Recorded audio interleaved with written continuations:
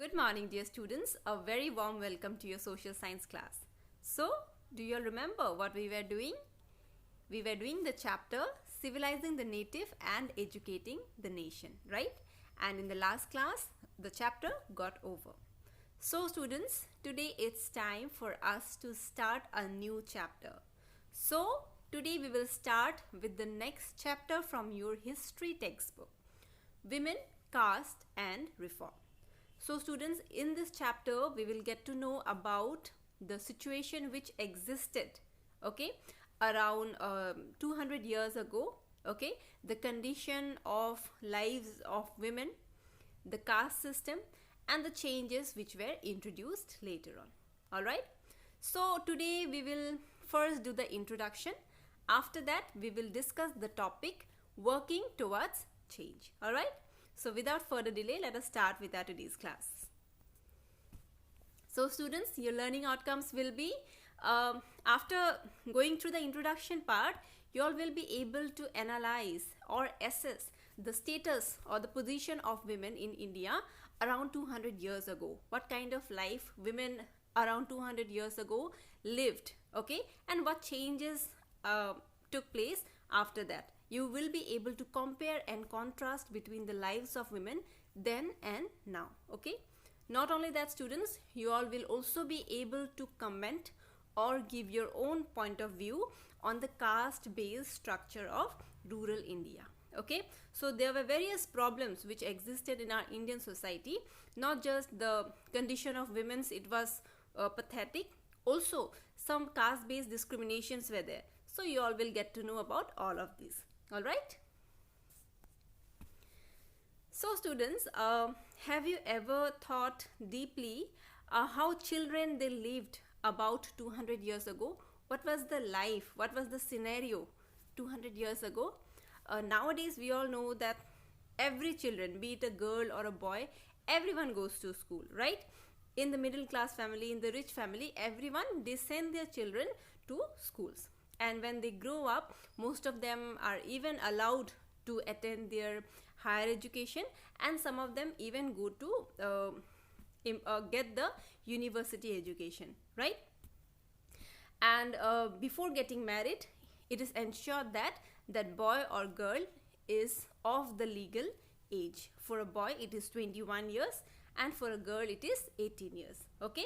And according to the law, they can marry anyone they like, okay. There is no discrimination, there are no restrictions, so anyone can marry anyone, right?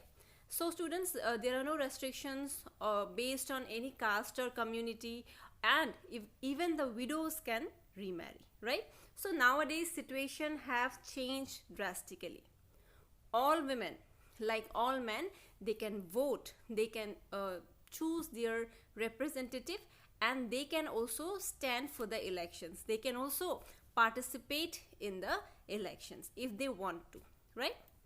And students, of course there are differences which still exist, but those differences are not based on any caste or other gender, but the differences are mostly based on the financial capability of the people, right? Some people who are rich, they have access to all the facilities, and of course those who are poor, they have little or no access to the various facilities, be it education. And in some families today also there are certain restrictions which are imposed on women.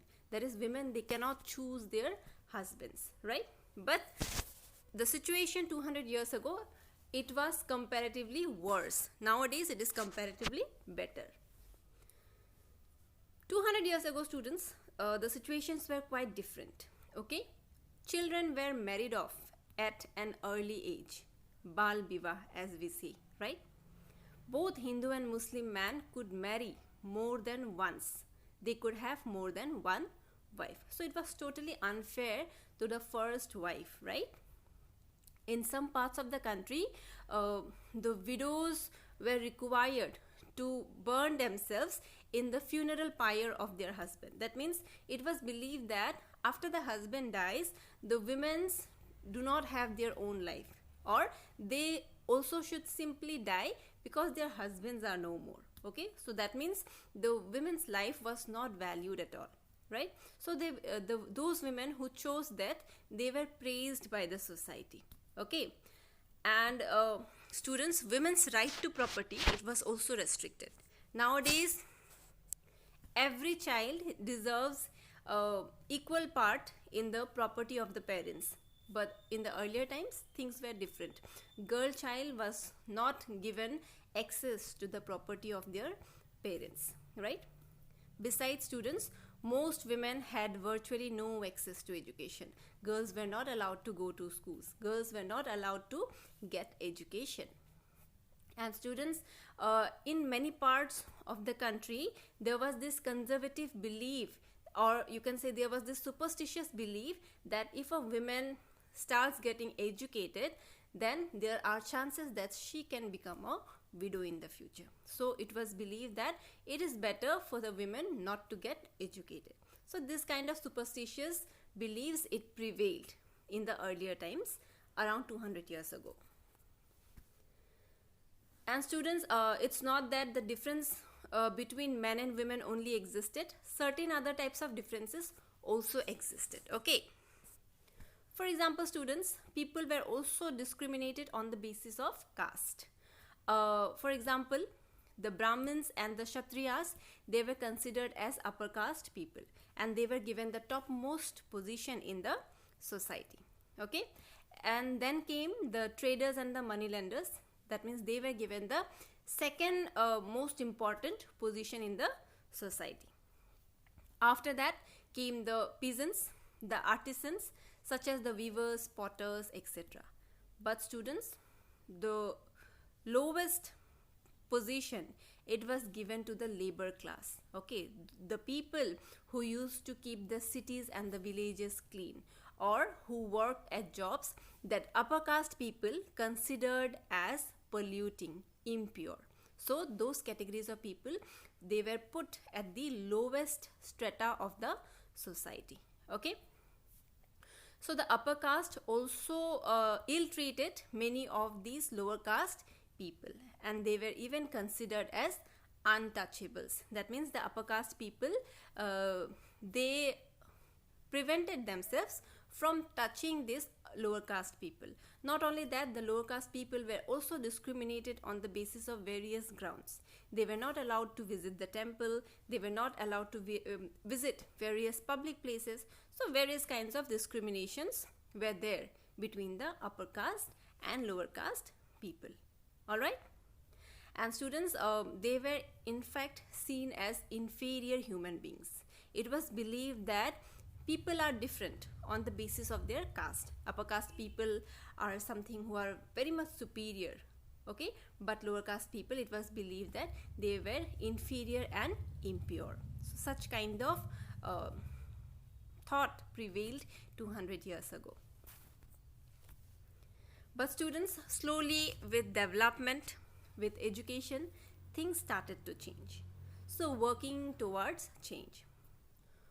From the early 19th century, students, people started debating and holding discussions about the various social customs, the social rules and regulations which were taking place. Okay, people started expressing their views, and the main reason behind this was the introduction of new forms of communication. With the introduction of new forms of communication, for example, print media, newspaper, magazines, pamphlets, etc., people started expressing their feelings in writing. Okay, so what happened, and as these writings it got distributed, people started developing the awareness. Okay, so various social movements also started.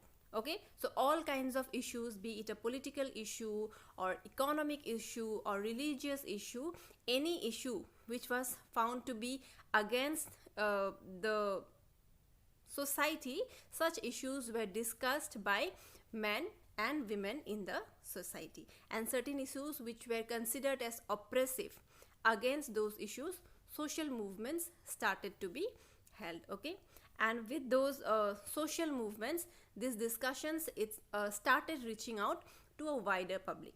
More and more number of people, they came to know about these kind of things. Okay, and this led to the beginning of the social change. So students, there were people who were the root cause of the social change. They were the ones who initiated this kind of social movements. So they were known as reformers. All right. One such reformer was Raja Ram Mohan Roy. All right. So Raja Ram Mohan Roy was a very famous social reformer who brought various changes in the social customs and traditions of India.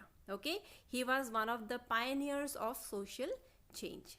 Okay, he founded a reform association which was known as Brahmo Sabha. Later on, it was renamed as Brahmo Samaj, and it was launched in Calcutta. Okay, so various reformers like Raja Ram Mohan Roy, they were considered as reformers because they felt that changes were necessary to bring betterment in the society, to put an end to the unjust or unfair practices which have been taking place for such a long time. All right, so they thought that the best way to ensure that such changes will take place was by persuading people. That means by convincing people to give up the old and the discriminative practices and traditions and develop and adapt a new way of life. So this is the picture of Raja Ram Mohan Roy. All credit goes to him. He was the first person to bring reform in the Indian society.